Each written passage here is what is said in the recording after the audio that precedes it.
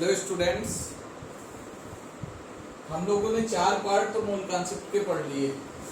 अब एक last content बचा हुआ है जिसमें हम केमिकल कॉम्बिनेशन के लॉज पढ़ेंगे। सिर्फ लॉज बचे हुए हैं, बाकी ये चैप्टर फिनिश है। और 2 हेडिंग्स और हैं जो कंपटीशन में बहुत पूछी जाती हैं। तो चलते शुरुआत करते हैं, ब्रेक नहीं करेंगे। लॉज ऑफ केमिकल कॉम्बिनेशन का पहला लॉ है law of conservation of mass. यानी कि जिस तरह से आप एनर्जी का टर्म पढ़ते हो, कहते हो energy neither be created nor be destroyed but it can be change from one form to another form, ठीक वैसे ही मास के लिए भी कहा जाता है कि मास इज ऑलवेज कंजर्व। किसी भी रिएक्शन में कभी भी मास चेंज नहीं होती, कभी चेंज नहीं होता। जितना रिएक्टेंट लेंगे उतना ही प्रोडक्ट मिलेगा। एक सिंपल इक्वेशन आपके सामने लिख रहा हूं, C plus O2 gives CO2। Carbon का मास 12 ग्राम, ऑक्सीजन हो गया 2 into 16 यानी कि 32 ग्राम, कार्बन डाइऑक्साइड भी कितनी है 44 ग्राम। इन दोनों का सम करिए, ये भी 44 ग्राम। ये बात हमें लेवोजियर ने बताई थी कि कभी भी किसी भी रिएक्शन के दौरान during the reaction mass never be change. Clear? Next, अगला सेकेंड लॉ हमको पढ़ना है लॉ ऑफ कांस्टेंट प्रोपोर्शन। नाम जैसे लिखा है आपको वैसे ही समझ में आ रहा होगा, कांस्टेंट प्रोपोर्शन। इसका मतलब है 2 एलिमेंट ऑलवेज एक फिक्स कांस्टेंट, एक फिक्स रेशियो में ही ऑलवेज रिएक्शन करते हैं। उनका रेशियो कभी भी चेंज नहीं होता। देखिए लिखा, are the pure samples of a compound contain same elements in definite proportion of their masses. जैसे C और O, कार्बन और ऑक्सीजन ऑलवेज 3:1 के रेशियो में ही, 3:8 के रेशियो में ही कंबाइन होते हैं। वो चाहे जहां पे कंबाइन कराए जाए, चाहे CO2 सिंपल आप ले लो, C और O2 यानी कि 12:32, चाहे वो CH4 के साथ ऑक्सीजन का रिएक्शन हो तब CO2 बने, या CaCO3 को ब्रेक करो तब CO2 बने।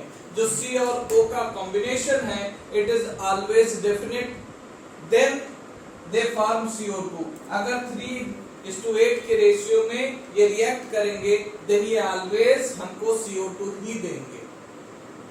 ये है लॉ ऑफ कांस्टेंट या डेफिनिट प्रोपोर्शन। क्लियर? नेक्स्ट है हमारा लॉ ऑफ मल्टीपल प्रोपोर्शन।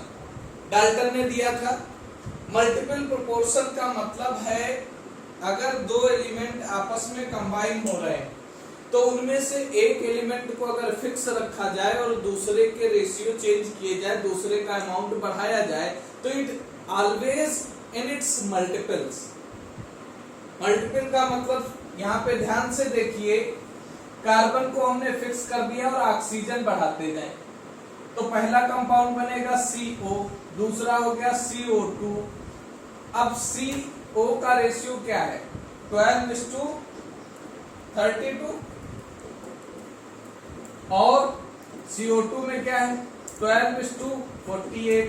तो अब देखो ये तो 12 ही है, लेकिन ऑक्सीजन का रेशियो क्या हो गया 2:3। इसी तरह से अगर हम नाइट्रोजन और ऑक्सीजन के कॉम्बिनेशन बनाएं, N2O, N2O2, N2O3, N2O4 और N2O5। अब यहाँ पे N2O5, यहाँ पे अगर आप देखिए तो नाइट्रोजन ऑलवेज 28 ही है, हर जगह पे नाइट्रोजन क्या है 28, लेकिन ऑक्सीजन का जो रेशियो है वो चेंज हो रहा है। पहले में 16 है, देन 32 है, देन 48 है, देन 64 है, फिर 80 है। ये रेशियो क्या निकला 1:2:3:4:5, यानी ऑक्सीजन अपने मल्टीपल्स में बढ़ रहा है, कभी भी फ्रैक्शन वैल्यूज में नहीं बढ़ेगा। It always increase in its multiple, हमेशा अपने गुणक जो इसके होते हैं, गुणज होते हैं, उन्हीं के फॉर्म में ये आगे बढ़ता जाएगा।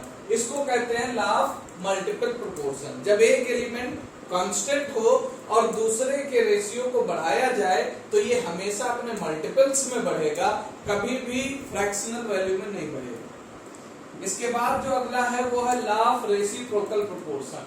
ये सबसे ज्यादा कंफ्यूजन क्रिएट करता है, ध्यान से इसको समझ लीजिए, फिर कोई कंफ्यूजन आपको नहीं रहेगी। एक ट्रायंगल बनता है एलिमेंट्स के बीच में। पहले एक जनरल ट्रायंगल हम आपको बना के दिखाते हैं। ए बी आपस में रिएक्ट कर रहे हैं, ए सी आपस में रिएक्ट कर रहे हैं और बी सी रिएक्ट कर रहे हैं।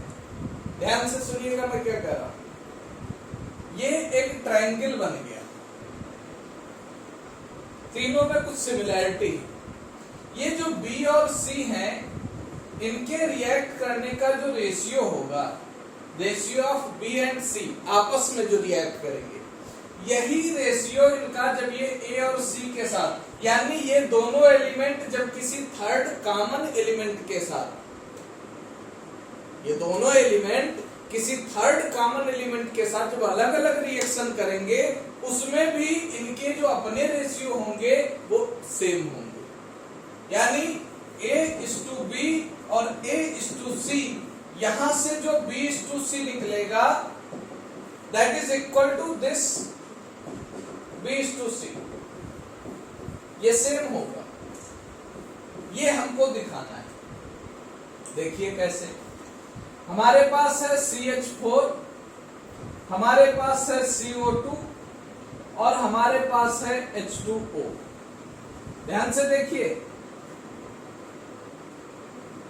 यहां पे हाइड्रोजन और ऑक्सीजन रिएक्ट कर रहे हैं आपस में। यहां हाइड्रोजन कार्बन के साथ और यहां पे ऑक्सीजन किसके साथ, कार्बन के साथ। अब हाइड्रोजन और ऑक्सीजन के रिएक्ट करने का रेशियो क्या है, 2:16, यानी कि 1:8, 1:8 ही है। यहां पे कार्बन और ऑक्सीजन के रिएक्ट करने का रेशियो क्या है, 12:32, और यहाँ पे कार्बन और हाइड्रोजन का रेशियो क्या है, 12:4। इतना क्लियर हुआ। अब अगर इसमें से और इसमें से हम हाइड्रोजन टू ऑक्सीजन अलग कर लें तो हाइड्रोजन हो गया 4:32।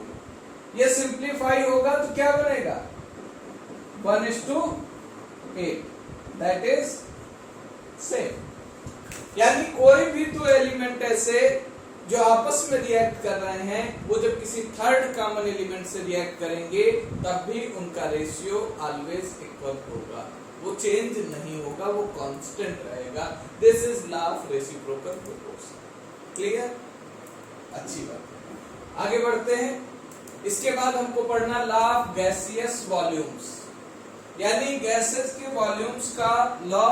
ये दिया था किसने, गै-लुसैक्स ने। इसमें बताया गया है volume ratio is equal to mole ratio. यानी हमको कभी किसी क्वेश्चन में मोल्स दिए हो या फिर हमको किसी क्वेश्चन में वॉल्यूम दिया हो, then I calculated it without any change, simply. लेकिन जब कभी मास दिया होगा तो हमको मास को कन्वर्ट करना होगा। मास रेशियो हम यूज नहीं करेंगे, मास को पहले कन्वर्ट करेंगे मोल में, देन मोल रेशियो से क्वेश्चन लगाएंगे। यहाँ पे वॉल्यूम्स देखिए, ये आपका H2 का वॉल्यूम V है और Cl2 का वॉल्यूम भी V है, और 2HCl का वॉल्यूम क्या है, रेशियो क्या है, 1:2:1:2, 1:1:2। This is the ratio for this equation. हम डायरेक्ट जो इनके बैलेंसिंग मोल हैं, इनको as a mole ratio treat करते हुए क्वेश्चन लगा सकते हैं। ये है गैसियस वॉल्यूम्स का लॉ। गैसियस इसलिए कि इस तरह की रिएक्शन में हमको सिर्फ गैसियस स्पीशीज देनी है, लिक्विड और सॉलिड होगा तो फिर ये क्वेश्चन नहीं लगाएंगे, इस तरह से नहीं लगेगा। नेक्स्ट जो हमको पढ़ना है वो है बर्ज़ेलियस हाइपोथेसिस। लगभग उसी की तरह दिख रहा है। यहाँ भी आपको रेशियो क्या दिख रहा है, ये V है, ये भी V है, और 2HCl का मतलब 2V, ठीक है, 2HCl का मतलब 2V। यहाँ भी रेशियो क्या है, 1:1:2, सेम वही रिएक्शन है।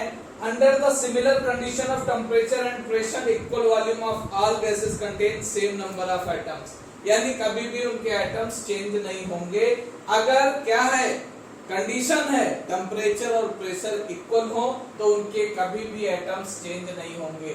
2H 2Cl 2HCl half atom और वन कंपाउंड एटम, ये किसने बताया था? बर्जीलियस ने। ये सब एनसीईआरटी में नहीं भी है तो भी एक बार आपको रीड करना है क्योंकि कंपटीशन में आपको दिया जाएगा तो वहां पे आपको पता होना चाहिए। नेक्स्ट जो आपको पढ़ना है वो एवोगैड्रो हाइपोथेसिस। एवोगैड्रो हाइपोथेसिस ये एक इंपॉर्टेंट टॉपिक है, इसको ध्यान से समझ लीजिए। क्लोरीन हमारा V रहेगा और HCl हो गया 2V। अब देखिए इसके n मोल तो इसके 2n मोल, क्यों? रेशियो वही है, हम सेम रिएक्शन इसीलिए ले रहे हैं जिससे बार बार आपका रिवीजन हो जाए। वो आइटम बर्जीलियस ने क्या बताया था? एटॉमिक बेसिस पे, इन्होंने बताया मॉलिक्यूलर बेसिस पे। Half 1 molecule 1 molecule 2 molecule, half molecule 1 molecule, यानी कि रेशियो जो दिख रहा है डबल होता दिख रहा है। यहाँ पे हाइड्रोजन और क्लोरीन क्या है? डाई एटॉमिक गैसेस हैं। Avogadro introduced a new intermediate particle called molecule. इन्होंने एक नया इंटरमीडिएट पार्टिकल दे दिया था जिसको मॉलिक्यूल कहते हैं। बर्जीलियस ने एटम के साथ कैलकुलेशन दिखाई थी, इन्होंने मॉलिक्यूल। बाकी की थियरी सेम है, प्रेशर टेम्परेचर कंडीशनल है, कांस्टेंट होंगे तभी ये फॉलो करेगा, तभी ये अप्लाई होगा, इसके अलावा ये भी अप्लाई नहीं होगा। और दूसरी चीज ये भी गैसियस स्पीशीज के लिए ही अप्लाई होगा। क्लियर? इसके बाद हमको पढ़ना है determination methods of equivalent weight. यहां से एक क्वेश्चन आता है, अगर कई मेथड है, ऑक्साइड है, क्लोराइड है, कोई एक एलिमेंट है जो ऑक्सीजन से रिएक्ट करता है, कोई एक एलिमेंट है जो किससे रिएक्ट कर रहा है? ऑक्सीजन के साथ, और बनाता क्या है? ऑक्साइड।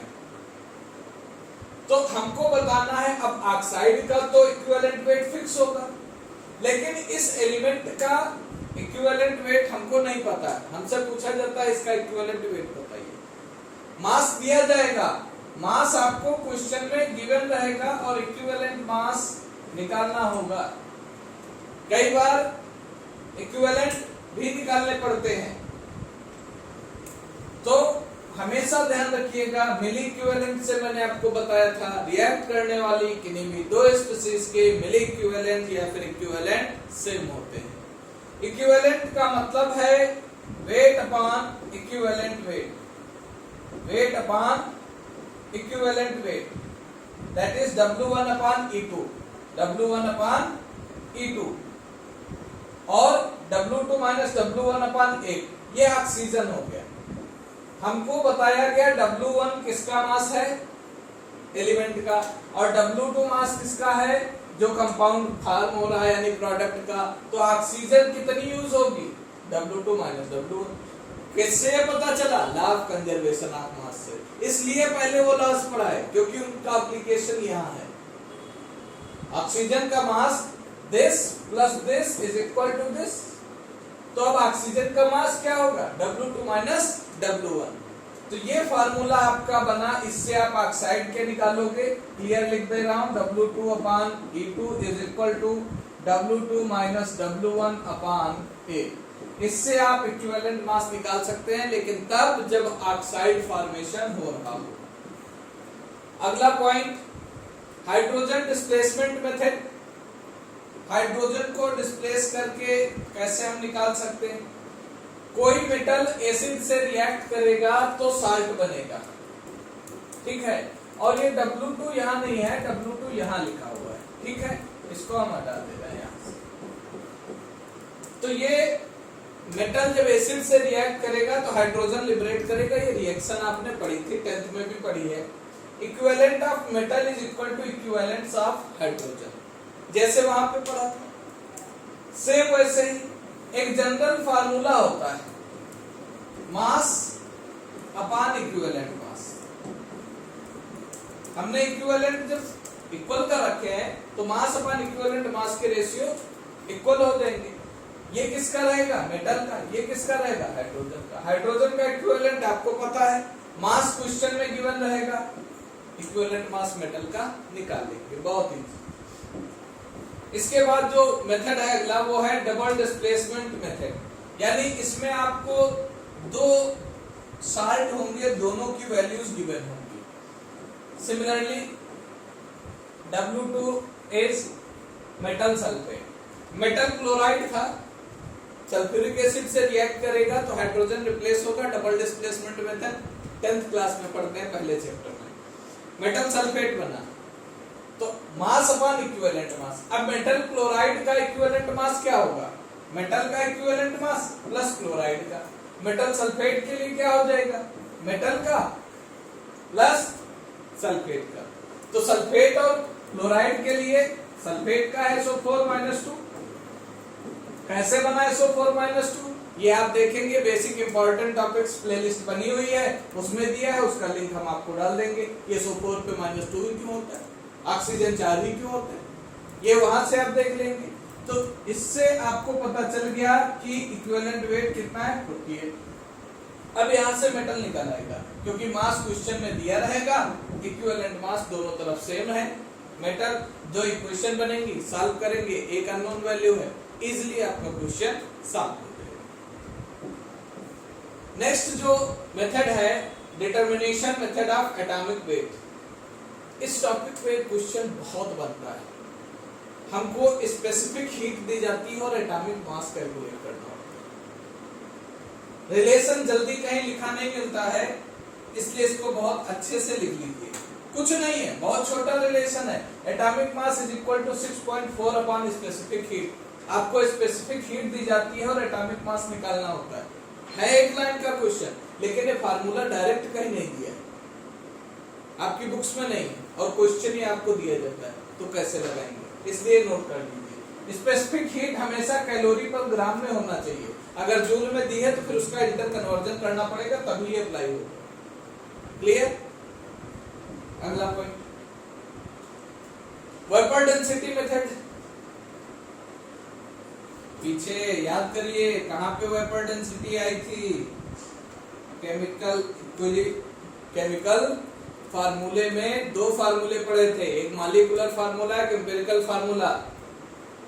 वहां पे मॉलिक्यूलर फार्मूला यानी molecular weight is equal to 2 into vapour density apply कर चुके हैं। तो इस फार्मूले से भी हम मोलर मास निकाल सकते हैं। वेपर डेंसिटी से 2 into vapour density is equal to molar mass. ठीक है, ध्यान रखिएगा ये सब पॉइंट। यहाँ पे आपके इस चैप्टर की एंडिंग होती है। इस चैप्टर के बाद आपका जो अगला चैप्टर है वो बहुत इंपॉर्टेंट है, स्ट्रक्चर ऑफ एटम। इस चैप्टर से रिलेटेड क्वेश्चन अगर आपको कोई समझ नहीं आ रहा है, कोई क्वेश्चन आपसे हो नहीं रहा है, वो आप कमेंट बॉक्स में भेजिए। इसका एक लेक्चर क्वेश्चंस का हम आपको देंगे, लेकिन उससे पहले एक बार इसकी रीडिंग आपको करनी है। Thank you.